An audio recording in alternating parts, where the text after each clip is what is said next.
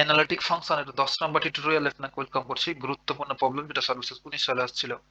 Prove that F of Z equals to mod z এর square is continuous everywhere. ওই complex valued ফাংশনটা complex প্লেনের প্রতিটা পয়েন্টে কন্টিনিউয়াস হবে, অর্থাৎ কন্টিনিউটির যে ডেফিনেশন আছে সেটাকে স্যাটিসফাই করবে, but not differentiable except the origin.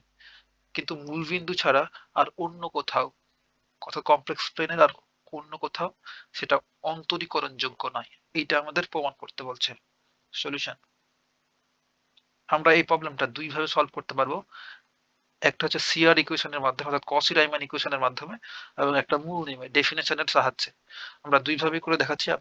যদি ভাই 4 মার্কের জন্য আসে এই প্রবলেমটা, তো আপনি সিআর ইকুয়েশন দিয়ে ইজিলি সলভ করে ফেলবেন। যদি সিআর ইকুয়েশন দিয়ে সলভ করাটা ইজি এবং ছোট্ট, আবার যদি 10 মার্কের জন্য আসে তাহলে আপনি মূল নিয়মে করবেন, যেটা বইতে দেয়া আছে। হ্যাঁ, তো আমরা প্রথমে মূল নিয়মেটা করি, দেন পরেরটা দেখাচ্ছি যে ইজি ওয়েতে কিভাবে করবেন। তাহলে আমরা যথারীতি বলে দেবো যে আমাদের এখানে দেয়া আছে ফাংশনটা, গিভেন ফাংশনটা হচ্ছে f of Z equals to mod z এর স্কোয়ার। তাহলে এটা নিয়ে একটু কাজ করা যায়। আর আমরা কি জানি ভাই, কমপ্লেক্স নাম্বার একটা প্রপার্টি জানি না, যে মড জেড এর স্কোয়ার যদি থাকে এটা ইকুয়ালস টু আমরা লিখতে পারবো Z into Z bar. Chapter 1 এ এসব আমরা পড়েছি। তাহলে সেটা যদি এখানে অ্যাপ্লাই করি, তাহলে এটা সমান লিখতে পারবো জেড ইন্টু জেড বার। আবার এই জেড ইকুয়ালস টু তো আমার এক্স প্লাস আইটা ওয়াই, তাই না?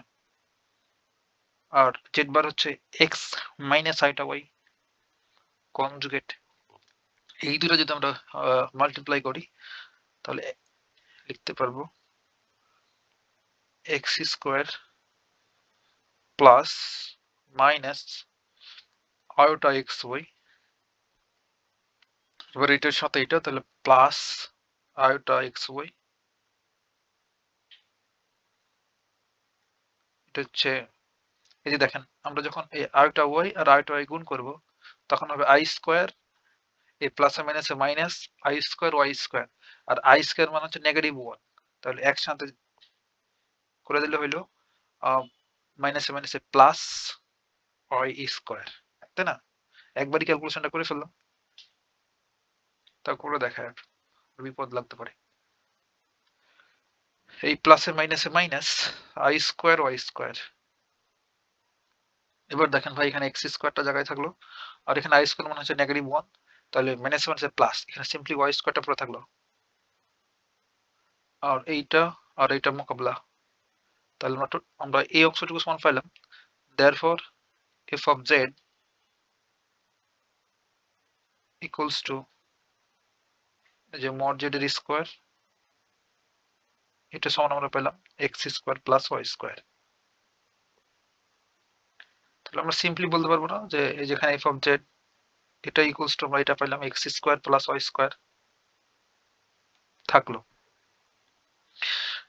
এখন আমরা যদি একটু লক্ষ্য করি যে এই এফ অফ জেড এর ফাংশনটা তো কি পেয়েছি, x square plus Y square. এখন আমরা যদি আর্গন প্লেন ড্র করি বা কমপ্লেক্স প্লেন, এই প্লেনে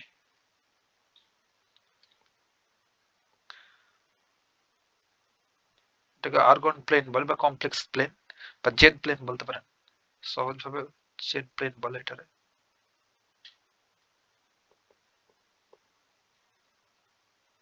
এই জেড প্লেনের আমরা যে কোনো পয়েন্ট নিই, তার জন্য এই ফাংশনটা সবসময় ডিফাইন হবে। অর্থাৎ কারণ কোন একটা ফাংশন কখন ডিফাইন হয় না, যখন নিচে হর থাকে, বাট এটা কোনো হর নাই, তার জন্য সব সময় এক্স এবং ওয়াই এর যে কোনো মানের জন্য এই ফাংশনটা এফ অফ জেড, এই কমপ্লেক্স ভ্যালুড ফাংশনটা কন্টিনিউয়াস হবে এই জেড প্লেনের প্রতিটা পয়েন্টে। বুঝতে পারলাম?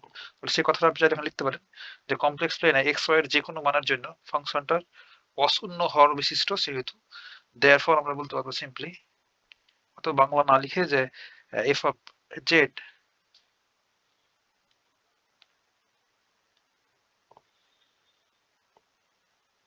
equals to mod z square, এই ফাংশনটা continuous everywhere in z plane.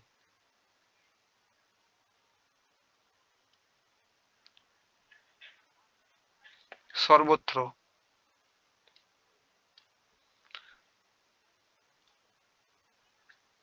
আমরা এটাও দেখাই ফেললাম যে এই ফাংশনটা কন্টিনিউয়াস প্রতিটা পয়েন্টে জেড প্লেনে। এখন দেখাবো যে এটা শুধুমাত্র মূল বিন্দুতে অন্তরীকরণযোগ্য, অন্য কোনো বিন্দুতে অন্তরীকরণযোগ্য নয়। এখন ডিফারেন্সিবিলিটির জন্য আমাদের কি করতে হবে, ওই ডেরিভেটিভের ফর্মুলাটা স্যাটিসফাই করাতে হবে, অর্থাৎ এক্সিস্ট করতে হবে। তাহলে আমরা লিখবো এখানে অন্তরীকরণ যোগ্যতার জন্য, কিংবা সিম্পলি লিখতে পারেন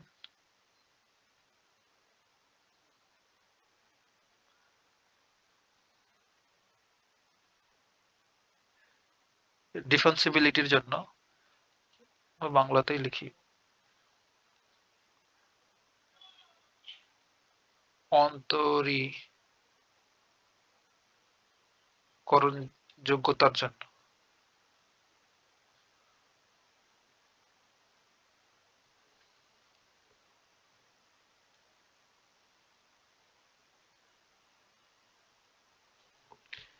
ওদের ফর্মুলাটা কি, F dash of Z equals to limit del Z tending to zero. আমরা প্রিভিয়াস 3-4টা টিউটোরিয়াল যে এই ফর্মুলাটা নিয়েই কাজ করছি। Then F of Z, sorry, F of Z plus del Z minus F of Z upon del Z. এটা হচ্ছে আমাদের জেড পয়েন্টে, জেড একটা জেনারেল কমপ্লেক্স নাম্বার, এটা হচ্ছে একটা জেনারেল কমপ্লেক্স নাম্বার। দেন আমরা ফর্মুলাটা ইন জেনারেল লিখি। বাট এখন যদি জেড ইকুয়ালস টু 0 পয়েন্টে আমরা অন্তরীকরণ যোগ্যতা যাচাই করবো, জেড ইকুয়ালস টু 0 পয়েন্টে, তাহলে এই জেড এর পোর্শন আমরা 0 পুট করতে হবে, এই জেড এর পোর্শনে 0 পুট করা লাগবে। তাহলে জেড ইকুয়ালস টু 0 বিন্দুতে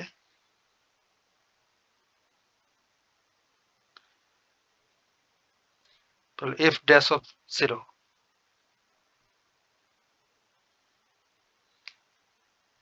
limit del z tending to 0 f of 0 plus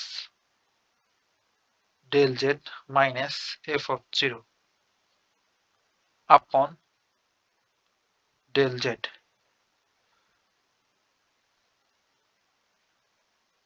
limit del z tending to 0। আর এখানে কি থাকছে, শুধুমাত্র f of z,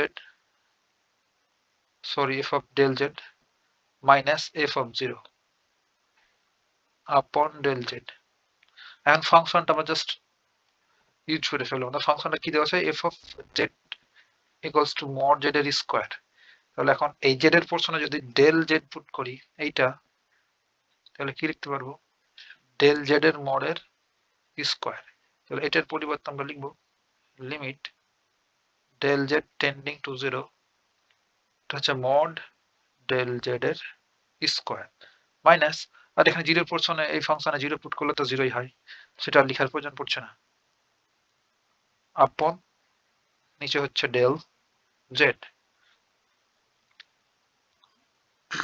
limit del z tending to 0। আর এখানে আবার প্রপার্টিটা ইউজ করব যে mod z এর স্কয়ার ইকুয়ালস টু হচ্ছে z into z bar.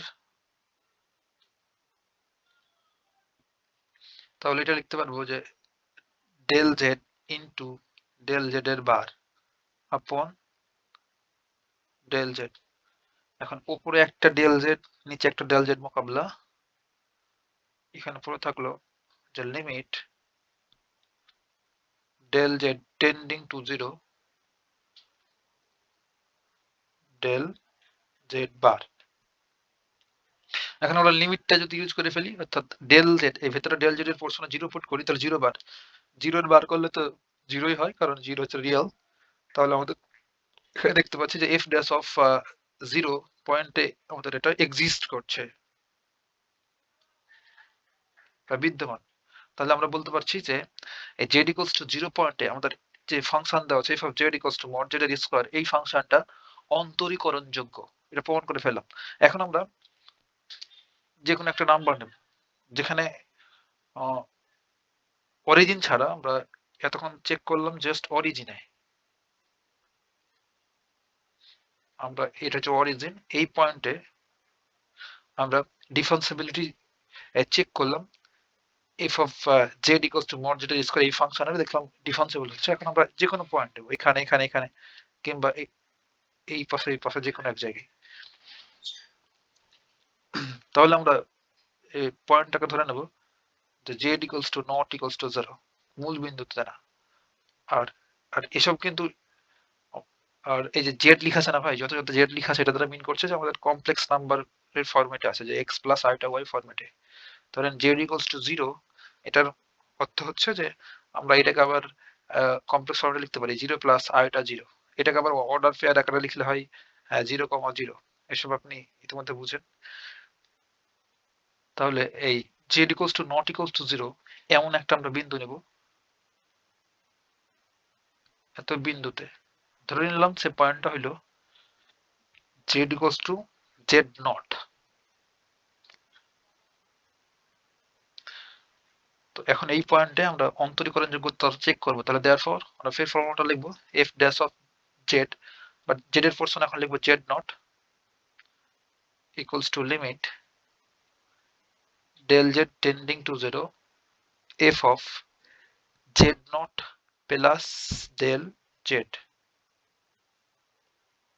minus f of z naught upon del z। তো limit del z tending to 0, এখানে ফাংশনের ভ্যালুটা পুট করে দেবো।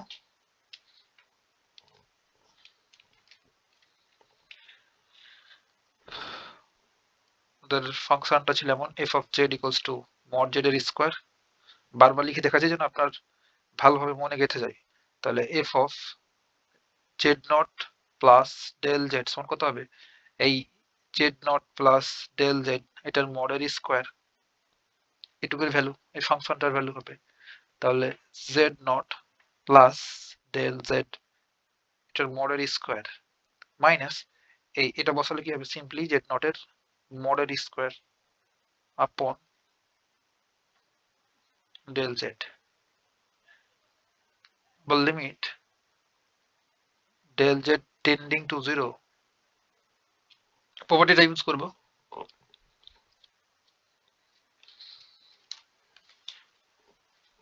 লিখতে পারবো z naught প্লাস, এটা 10 মার্কের জন্য আসলে আপনি এই মেথডে সলভ করবেন ভাই এটা।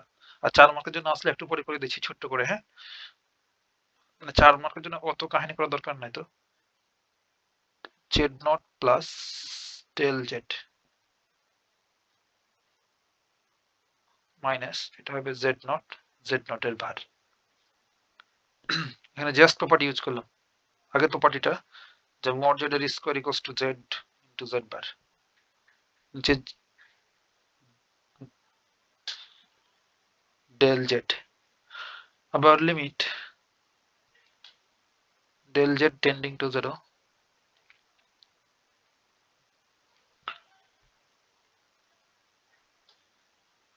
z naught plus del z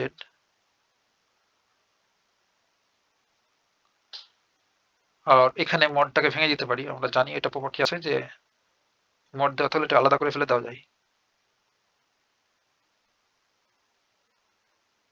del z minus z naught z বার, z naught এর বার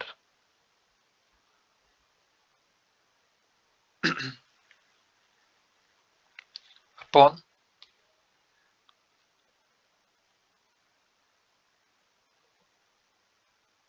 del z লিমিট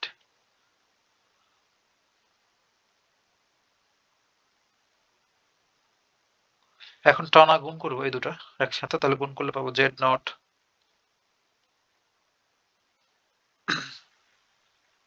তো বার তো আলাদা করে ফেলেছি, বার দিয়ে দিতে হবে উপরে z naught এর বার, এটার সাথে এটা গুণ করলে হবে plus z naught del z এর বার, আবার এটার সাথে এটা প্লাস z naught এর bar del z plus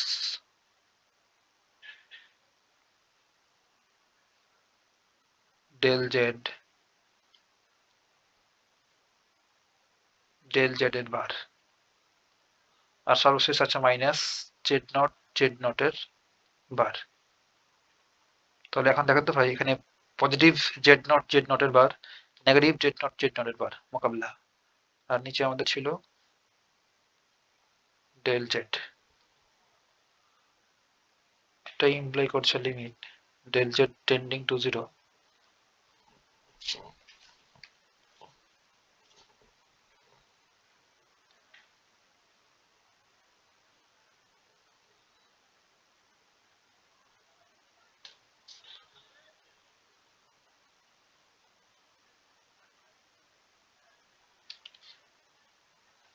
just যা পড়ে আছে তা উঠাচ্ছি।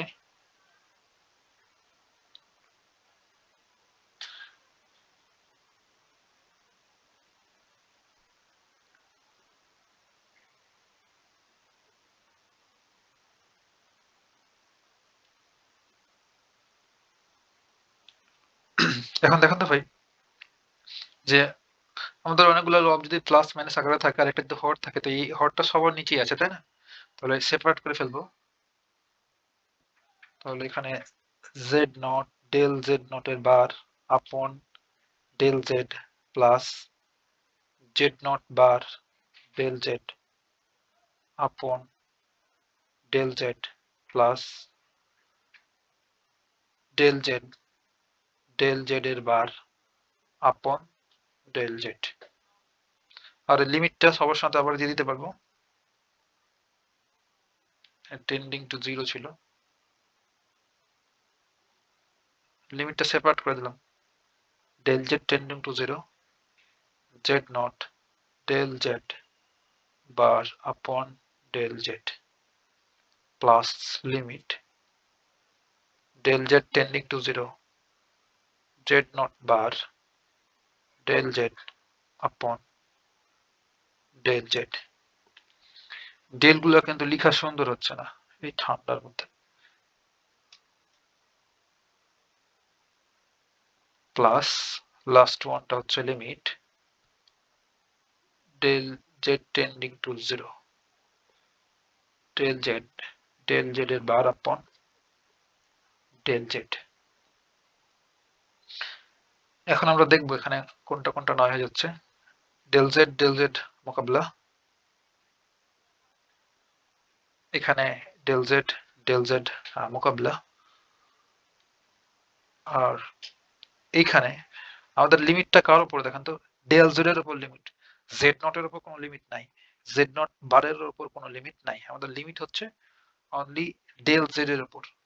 তাহলে যেটার উপর লিমিট নাই সেটা তো ভেতরে রেখে কোনো কাজ নাই, এই ডেল জেড নটটাকে আমরা বাইরে নিয়ে চলে আসলাম। Then limit del Z tending to 0, এখানে আছে ডেল জেড বার আপন ডেল জেড প্লাস, এখানে দেখেন del Z tending to 0 limit, but এখানে ডেল জেড বলে কিছু নাই, তাহলে লিমিটের কোনো কাজ নাই, শুধুমাত্র জেড নট বারটা পড়ে থেকে গেল,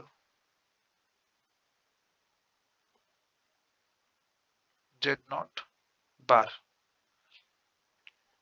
প্লাস, এখানে দেখেন আমরা যখন এই ডেল জেড নাই করে দিলাম তখন হচ্ছে ডেল জেড বার, এখন ডেল জেড এর পোর্শনে 0 পুট করি, তাহলে 0 বার মানে হচ্ছে 0ই, লিমিটটা ইউজ করে ফেললাম তখন এখানে 0।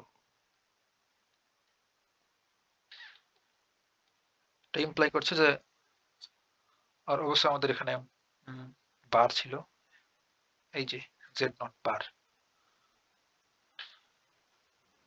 তো আমরা এই জেড নট বারটাকে শুরুতে লিখলাম কারণ এটা সেপারেট হয়ে আছে, আর প্লাস সাইনটা দিলাম এই অংশটুকু, z naught limit del Z tending to 0। এখন দেখেন তো ভাই এখানে ডেল জেড এর বার, তাই না? তাহলে যদি z equals to x plus iota y হয়, তাহলে ডেল জেড সমান কত হবে, del x plus iota del y, তাই না? তাহলে ডেল জেড এর বার কত হবে, del x minus iota del y. তাহলে এই দুটো এখানে লিখবো আর কি, তাহলে উপরে বার সমান হবে del x plus minus iota del Y upon del Z সমান হবে del x plus iota del Y,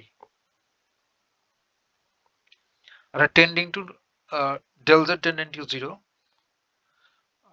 আর আমাদের এই del Z tending to zero এটার অর্থ হচ্ছে যে আমরা দুইটা ওয়েতে আমরা এই জিরোর কাছে যেতে পারবো, একটা এক্স অ্যাক্সিস বরাবর, একটা ওয়াই অ্যাক্সিস বরাবর। তাহলে এটার ভেতরে আছে আমাদের del X tending to zero আর del Y tending to zero. তো আমরা প্রিভিয়াস একটা টিউটোরিয়ালের সামনে কথাবার্তা বলছিলাম, তার এখানে একটা ফিগার ড্র করে দেখাই। এটা হচ্ছে আমাদের জিরো পয়েন্টটা, এটার দিকে অ্যাপ্রোচ করবো এক্স অ্যাক্সিস বরাবর যখন একবার, এবং আরেকবার ওয়াই অ্যাক্সিস বরাবর। যখন আমরা এক্স অ্যাক্সিস বরাবর এদিকে অ্যাপ্রোচ করবো এই জিরো পয়েন্টের দিকে, তখন এই এক্স অ্যাক্সিস এর উপরে আমাদের ডেল ওয়াই এইটার ভ্যালু হলো জিরো। তখন আমরা এখানে ডেল ওয়াই এর জায়গাতে জিরো পুট করব। আর যখন ওয়াই অ্যাক্সিস বরাবর আসবো, তখন আমাদের এই ওয়াই অ্যাক্সিস এর উপরে প্রতিটা পয়েন্টে ডেল এক্স এর ভ্যালুটা জিরো, তখন ডেল এক্স এর জায়গাতে জিরো পুট করব। তাহলে দেখেন এখানে যে আমাদের এই জেড নট বারটা এখানে থাকলো, হ্যাঁ, আর এই প্লাস সাইনটা দিলাম। এখন যদি আমরা এক্স অ্যাক্সিস বরাবর যাই, কিংবা এটার পরিবর্তে আমরা একবারে লিখে ফেলতে পারি যে del Z tending to zero মানে হচ্ছে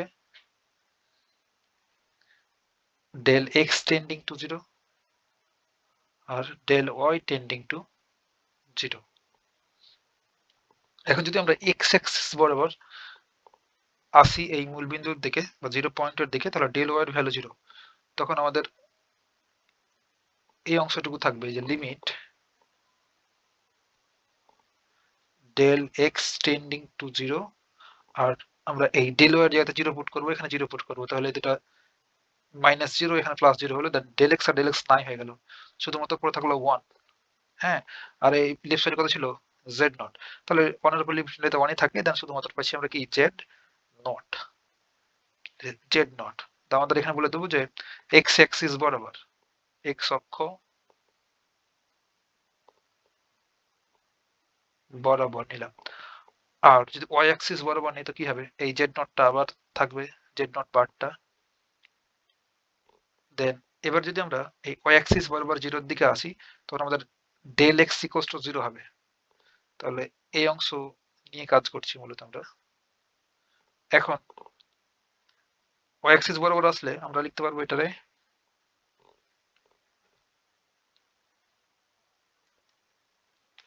যে এই জেড নটটা জায়গায় রাখলাম এখানে, তাই লিমিট এবার del Y tending to zero, যখন ওয়াই অ্যাক্সিস বরাবর আসছি তখন আমাদের ডেল এক্স যখন জিরো, তখন এটার জায়গাতে যদি জিরো পুট করি, এই ডেল এক্স এর পোর্শনে জিরো, এখানে জিরো, তাহলে উপরে কি আছে iota del y, iota del y, এই দুটো কেটে দেবো, তখন একটা মাইনাস ওয়ান পাবো। তাহলে এখানে হবে মাইনাস ওয়ান, মাইনাস ওয়ানের উপর এই লিমিট নিলে তো মাইনাস ওয়ানই থাকে, দেন জেড নট আর মাইনাস গুণ করলে মাইনাস জেড নট, তাহলে এটা হবে মাইনাস জেড নট ওয়াই অক্ষ বরাবর। তো দেখেন ভাই, আমরা দুইটা অ্যাক্সিস বরাবর যখন জিরো পয়েন্টের দিকে অ্যাপ্রোচ করছি, তখন দুইটা ভ্যালু পাচ্ছি। এই ভ্যালু যেহেতু সেম না, সেহেতু বলতে পারবো যে মূল বিন্দু ব্যতীত অন্য কোনো পয়েন্টে এই ফাংশনটা, অর্থাৎ mod Z, sorry F of Z equals to mod z এর স্কয়ার, এই ফাংশনটা অন্তরীকরণ যোগ্য না মূল বিন্দু ব্যতীত অন্য কোথাও। যদি এই দুটো ভ্যালু সেম আসতো, এক্স অ্যাক্সিস বরাবর যা পাচ্ছি ওয়াই অ্যাক্সিস বরাবর যদি তাই পাইতাম, তাহলে বলতাম যে এটা অন্তরীকরণযোগ্য অন্য বিন্দুতেও। বাট যেহেতু পাচ্ছি না অন্য কোনো বিন্দু নেওয়ার পরে, সেহেতু বলবো যে এই ফাংশনটা মূল বিন্দু ব্যতীত অন্য কোথাও অন্তরীকরণযোগ্য না। এটা ছিল আমাদের মূল নিয়ম। যদি 10 মার্কের জন্য আসে তাহলে আপনি এইভাবে সলভ করবেন। হ্যাঁ, এটা সলভ করতে আপনার 10 মিনিটের বেশি লাগার কথা না। আমার একটু লিখতে প্রবলেম হচ্ছে আজকে, তার জন্য একটু বেশি টাইম লাগলো। এখন আমি এই শর্টকাট নিয়মটা দেখাবো যে আমি এটাকে যদি 4 মার্কের জন্য দিয়ে দেই, তো সিআর ইকুয়েশনটা ইউজ করে কেমনে সলভ করে ফেলবো এটা ইজিলি।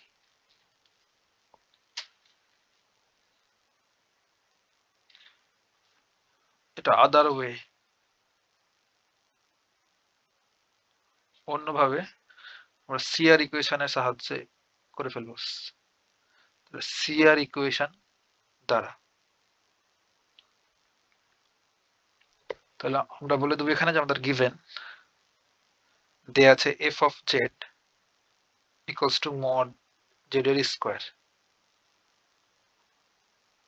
আর এইটার সমান আমরা ক্যালকুলেশন করে বের করলাম না যে x square plus Y square. তো আপনি ডাইরেক্ট চাইলে লিখে দিতে পারেন যদি মনে থাকে যে এটা সমান হবে x square plus Y square, calculation করে 2 লাইন।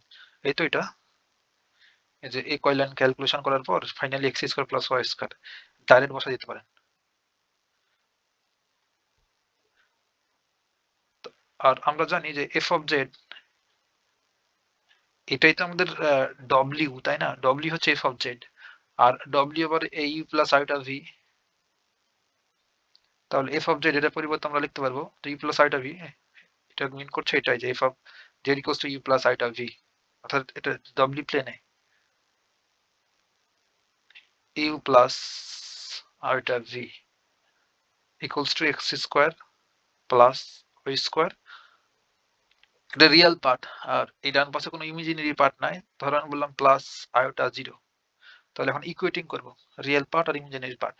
তাহলে এখান থেকে পাবো আমরা ইউ ইকুয়ালস টু হচ্ছে X square plus Y square and এই ভি ইকুয়ালস টু পাবো জিরো। রিয়েল পার্ট এবং কাল্পনিক পার্ট সমীকৃত করে পেলাম। লেফট সাইডে রিয়েল পার্ট হচ্ছে ইউ, আর রাইট সাইডে X square plus Y square, আর লেফট সাইডের ইমাজিনারি পার্টটা হচ্ছে ভি, আর রাইট সাইড হচ্ছে জিরো, অর্থাৎ আয়ের সহগ।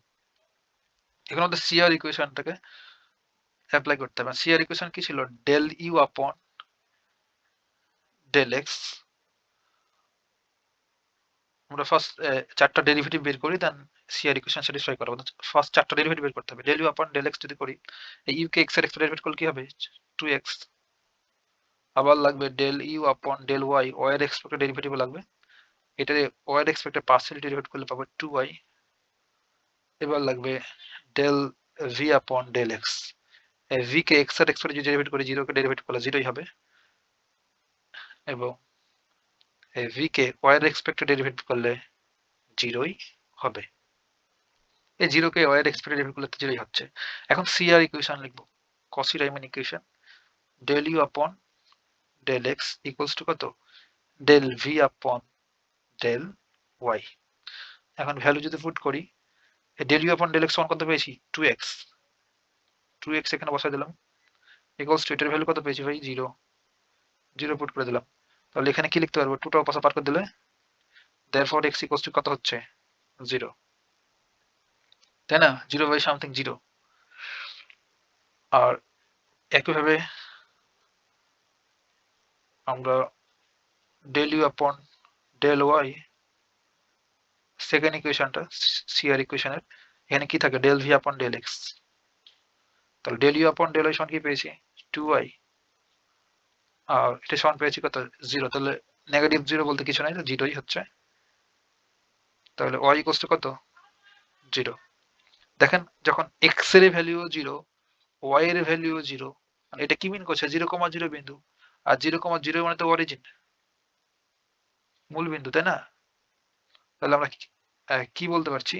যে সিআর ইকুয়েশনটা শুধুমাত্র মূল বিন্দুতে স্যাটিসফাই করবে, তাছাড়া আর অন্য কোনো বিন্দুতে স্যাটিসফাই করবে না।